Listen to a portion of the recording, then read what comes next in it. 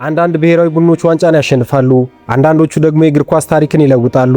ስፔን ግን ሁለቱንም አድርጋለች። ለብዙ ዓመታት የተስፋ ቡድን ተብላ የቀረችው ስፔን በአንድ ዘመን የዓለም እግር ኳስን ሙሉ በሙሉ ተቆጣጥራም ነበር። ከዚያም ወደቀች፣ ተተቸች፣ ተሳቀባትም። ነገር ግን እንደገና ተነስታ ዛሬ በ2026 የዓለም ዋንጫ ፍጻሜ ከአርጀንቲና ጋር የምትፋለም ቡድን ሆና ተመልሳለች። ይህ የ90 ደቂቃ ጨዋታ ብቻ አይደለም። ይህ ከ90 ዓመታት በላይ የተጻፈ ታሪክ ነው። ከ1934 የመጀመሪያ የዓለም ዋንጫ ተሳትፏ ጀምሮ እስከ 2010 የዓለም ሻምፒዮንነት፣ ከዚያም ውድቀቷ፣ ከዚያ ደግሞ የአዲሱ ትውልድ መነሳት፣ ይህ ሁሉ ዛሬ በአንድ ፍጻሜ ውስጥ ተገኝቷል። በዚህ ቪዲዮ ውስጥ የስፔን ሙሉ የዓለም ዋንጫ ታሪክ እንመለከታለን። ስኬቶቿን፣ ውድቀቶቿንና የታላላቅ ተጫዋቾች ተጽዕኖና በ2026 ፍጻሜ ድረስ ያደረሳትን ጉዞ በዝርዝር እንመለከታለን። ከመጀመራችን በፊት እኔ ልጅ አሌክስ ነኝ። በዚህ ቻናል ላይ የዓለም እግር ኳስ ታሪኮችንና የተጫዋቾችን ሕይወትን፣ ሌሎች ሳቢ የስፖርት ይዘቶችን እናቀርባለን። እስካሁን የቻናሉን ቤተሰብ ካልሆናችሁ ሰብስክራይብ እያደረጋችሁ ቤተሰብ ሁኑ። ቪዲዮ ለብዙ ሰው እንዲደርስልን ደግሞ ላይክ እያደረጋችሁ ጀምሩት።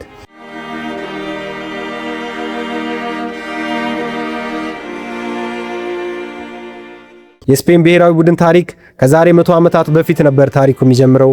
ከ1930 የመጀመሪያው የፊፋ ዓለም ዋንጫ በኡሩጓይ ተካሄደ። ነገር ግን ስፔን በዚያ ውድድር አልተሳተፈችም ነበር። በዚያ ዘመን ከአውሮፓ ወደ ደቡብ አሜሪካ መጓዝ እጅግ ከባድ ነበርና ብዙ የአውሮፓ ሀገራት ውድድሩን መሳተፍ አልቻሉም። ስለዚህ ስፔን የመጀመሪያውን የዓለም ዋንጫ አልተጫወተችም። ነገር ግን 4 ዓመት በኋላ ሁሉም ነገር ተቀየረ። 1934 ጣሊያን ያስተናገደችው ሁለተኛው ዓለም ዋንጫ ላይ ስፔን ለመጀመሪያ ጊዜ ተሳተፈች። በዚያ ጊዜ የነበረው ውድድር ቅርጽ ከዛሬው ፈጽሞ የተለየ ነበር። የቡድኑ ዙር አልነበረውም። ከመጀመሪያው ጨዋታ ጀምሮ ቀጥታ የጥሎ ማለፍ ስርዓትም ነበር። አንድ መሸነፍ በቀጥታ ከውድድሩ የሚያሰናብት ነበር። ስፔን በመጀመሪያው ዙር ብራዚልን 3-1 በማሸነፍ ዓለምን አስደነቀች። ይህ ድል በዚያ ዘመን ታላቅ ውጤት ተብሎ ተቆጠረ። በተለይ የግብ ጠባቂው ዛሞራ ያሳየው ብቃት የስፔንን ወደ ሩብ ፍጻሜ ያደረሳት። ዛሞራ በዚያን ዘመን በዓለም ላይ ካሉ ምርጥ ግብ ጠባቂዎች አንዱ ተብሎ ይጠራም ነበር። በሩብ ፍጻሜው ስፔን ካዘጋጇ ጣሊያን ጋር ተገናኘች። ይህ ጨዋታ እስከ ዛሬ ድረስ በዓለም ዋንጫ ታሪክ ከተነገሩ በጣም ከባድና አከራካሪ ጨዋታዎች አንዱ ተብሎ ይታወሳል።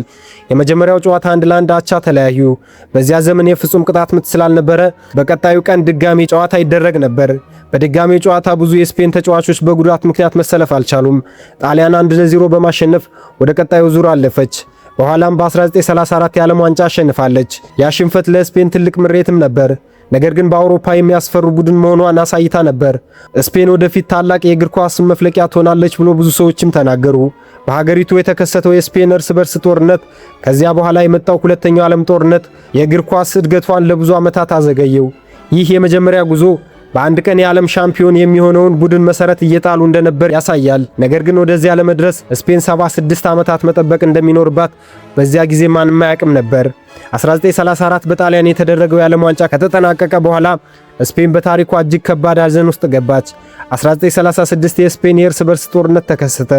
ለ3 ዓመታት የዘለቀው ይህ ጦርነት የሺዎችን ሕይወት ከመቅጠፍ በተጨማሪ የሀገሪቱን ስፖርት እጅግ አዳከመው። ብዙ የእግር ኳስ ተጫዋቾች ወደ ስደት ሄዱ። አንዳንዶቹ በጦርነት ተሳተፉ፣ ሌሎቹ ደግሞ ሙያቸውን ለማቋረጥ ተገደዱ። ስፔን ከእግር ኳስ ይልቅ ሀገሯን ለማዳን ትታገል ነበር። የስፔን የእርስ በርስ ጦርነት ሲያበቃ ደግሞ ዓለም ለሁለተኛ ዓለም ጦርነት ውስጥ ገባ። በዚያ 1942 እና 1946 ሊካሄድ የነበረው የዓለም ዋንጫ ተሰረዘ። ከ1938 እስከ 1950 ድረስ የዓለም ዋንጫ አልተካሄደም ነበር። ለስፔን ይህ ማለት 16 ዓመታት ያህል ከዓለም ዋንጫ መራቅ ማለት ነው። ከ1950 የዓለም ዋንጫ ከ12 ዓመታት በኋላ በብራዚል ተመለሰ። ይህ ውድድር ለስፔን አዲስ ዘመን የመጀመሪያም ሆነ። ስፔን በማጣሪያው ጥሩ አቋም ማሳይታ ወደ ፍጻሜው ደረሰች። በመጀመሪያ ዙር ከአሜሪካ ጋር፣ ከቺሊና ከእንግሊዝ ጋር ተደለደለች። ብዙ ሰዎች እንግሊዝ በቀላሉ ቡድኑን ትመራለች ብለው ያስቡም ነበር። ነገር ግን ስፔን በተለይ በእንግሊዝ ላይ ያሳየችው አቋም ዓለምን አስደነቀ። በቴልሞ ዛራ ብቸኛ ግብ እንግሊዝ 1-0 አሸነፈች። ይህ ድል በስፔን እግር ኳስ ታሪክ እጅግ ታላቅ ድል ተብሎ ይታወሳል። በቴልሞ ዛራ ብቸኛ ግብ እንግሊዝን 1-0 አሸነፈች። ይህ ድል በስፔን እግር ኳስ ታሪክ እጅግ ታላቅ ድል ተብሎ ይታወሳል። በዚህ ድል ስፔን የምድቡ አንደኛ ሆና ማጠናቀቅም ቻለች። በ1950 የውድድሩ ስርዓት ከዛሬው የተለየም ነበር። ከግማሽ ፍጻሜ ይልቅ 4 ቡድኖች የመጨረሻ ምድብ ፈጥረው እርስ በርሳቸው ይጫወቱም ነበር። ስፔን፣ ብራዚል፣ ኡሩጓይና ስዊድን ለመጫወት ተፋለሙ። ነገር ግን የስፔን ህልም በዚህ ደረጃ ተፈተነ። ከኡሩጓይ ጋር 2 አቻ ተለያዩ። ከብራዚልም ጋር 6-1 ከባድ ውጤት ተሸነፈች። ከስዊድንም ጋር 3-1 ተሸንፋ በመጨረሻም ስፔን አራተኛ ደረጃን ውድድሩ አጠናቀቀች። ምንም እንኳን ዋንጫውን ባታነሳም 1950 ለስፔን እስከዚያ ድረስ በዓለም ዋንጫ ካሳካቻቸው ትልቅ ውጤቶች አንዱም ነበር። ስፔን ከዓለም ምርጥ አራቱ ቡድኖች አንዷ መሆኗን አረጋገጠች። 1954 ለዓለም ዋንጫ መድረስ አልቻለችም። 1958ን በማጣሪያ ተሰናበተች። በ1962 እና በ1966 የዓለም ዋንጫ ላይ መሳተፍ ቢኖርባትም ከምድቡ ዙር ማለፍ እንኳን አልቻለችም። ብዙ ጊዜ ጠንካራ ቡድን ቢኖራትም ወሳኝ ጨዋታዎችን በመጨረሻ ይከብዳትም ነበር።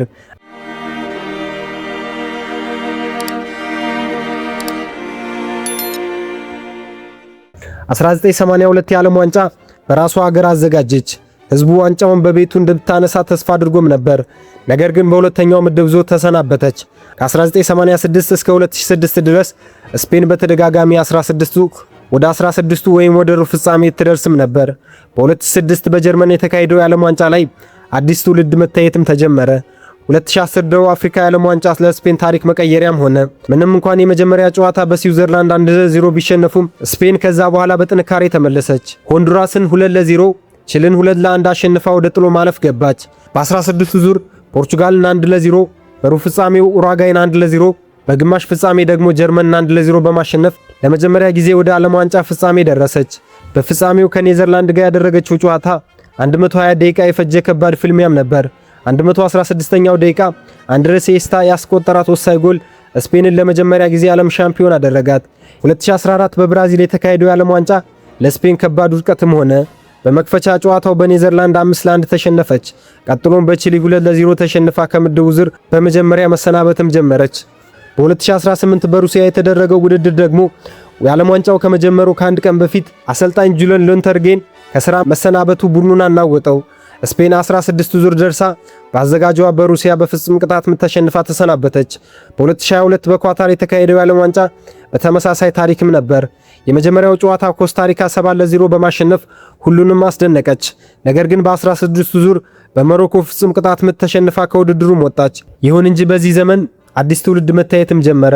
ፔድሪ፣ ጋቪ፣ ሮድሪ፣ ኒኮ ዊሊያምስ እና ላሚን ያማል የመሳሰሉ ኮከብ ወጣቶች ስፔን እንደገና የ2010 የዓለም ዋንጫ የነበረውን ትውስታ ወደ ቤቷ ለመመለስ ተስፋ ያደረጉ ተጫዋቾችም ነበሯት። ይህም በ2026 ታሪካዊ ጉዞ የመጀመሪያው ሆነ። በ2026 የዓለም ዋንጫ ሲጀመር ብዙዎቹ ስፔንን ከዋንጫ ተፎካካሪ መካከል ይቆጥሯትም ነበር። ነገር ግን ወደ ፍጻሜ ትደርሳለች ብለው ያመኑ ሰዎች ጥቂቶች ብቻ ነበሩ። ስፔን ግን በሜዳ ላይ በተግባር መልስ ሰጠች። ሮድሪ በመሃል ሜዳ ጨዋታውን ሲቆጣጠር፣ ፔድሪ ደግሞ በፈጠራው ተቃራኒ ቡድኖችን ያስጨንቅም ነበር። ላሚን ያማልና ኒኮ ዊሊያምስ በፍጥነታቸው ተከላካዮችን ሲያስቸግሩ ስፔንን ዳግም የሚያስፈራ ብሔራዊ ቡድን መሆኗን አሳየች። በጥሎ ማለፍ ዙር ኦስትራሊያን 3-0 በማሸነፍ ጉዞዋን ጀመረች። 16ቱ ዙር ፖርቹጋልን 1-0 አሸነፈች። በሩብ ፍጻሜው ደግሞ ቤልጅየምን 2-1 አሸነፈች። በግማሽ ፍጻሜው ፈረንሳይን 2-1 በመርታት ለሁለተኛ ጊዜ በታሪኳ ወደ ዓለም ዋንጫ ፍጻሜም ደረሰች። ከ16 ዓመታት በፊት የዓለም ዋንጫ ያነሳችው ስፔን አሁን ደግሞ በአዲስ ትውልድ ተመርታ ለሁለተኛ ጊዜ ዓለም ሻምፒዮን ለመሆን አንድ ጨዋታ ብቻ ይቀራታል። ነገር ግን በመጨረሻው እንቅፋት ፊት ለፊት የቆመችው ቡድን የ2022 የዓለም ሻምፒዮን አርጀንቲና ናት። አሁን የቀረው አንድ ጨዋታ ብቻ ነው። 90 ደቂቃዎች ምናልባትም 120 ደቂቃዎች ወይም የፍጹም ቅጣት ምቶች። ነገር ግን ይህ ጨዋታ የዋንጫ ፍልሚያ ብቻ አይደለም። ሁለት ታላላቅ የእግር ኳስ ፍልስፍናዎች የሚገናኙበት ታሪካዊ ቀን ነው። በአንድ በኩል ስፔን አለች፣ በኳስ ቁጥጥር በፈጣን ቅብብልና በወጣት ተጽዕኖ ወደ ፍጻሜ የደረሰችው። በሌላ በኩል ደግሞ አርጀንቲና አለች፣ የዓለም ዋንጫን ታሪክ የምታቅ ጫናን መቋቋም የለመደችና ለዋንጫ የምትታገል ብሔራዊ ቡድን ነች። ይህ የላሚን ያማልና የአርጀንቲና መከላከያ፣ የሮድሪና የአርጀንቲና መሃል ሜዳ፣ የሁለት አሰልጣኞች ታክቲክ፣ የቡድኑ ጥንካሬ የሚፈተንበት ጨዋታ ይሆናል። ማን ያሸንፋል? ይህን ማንም ከጨዋታው በፊት በእርግጠኝነት ሊናገር አይችልም። አንድ ነገር ግን እርግጥ ነው። ስፔን ከ1934 ጀምሮ ያደረገችው ረጅም ጉዞ በጥንካሬዋ በ2026 የዓለም ዋንጫ ፍጻሜ ላይ ደርሳ የዓለም ዋንጫዋን ወደ አገሯ ለመመለስ ጠንክራ የተነሳች ይመስላል። የ2026 የዓለም ዋንጫ ኮከብ የነበረው ሊዮኔል ሜሲ ደግሞ ለሁለተኛ ጊዜ የዓለም ሻምፒዮን ለመሆን ይታገላል። ይህ ጨዋታውን ለመገመት እጅግ ከባድ ያደርገዋል። ይህንን ምርጫ ለእናንተ ልተውና ይህን ታሪክ እስከ መጨረሻው ከተከታተላችሁ በጣም አመሰግናለሁ። እኔ ልጅ አሌክስ ነኝ። ቪዲዮውን ከወደዳችሁት ላይክ ማድረጋችሁን አትርሱ።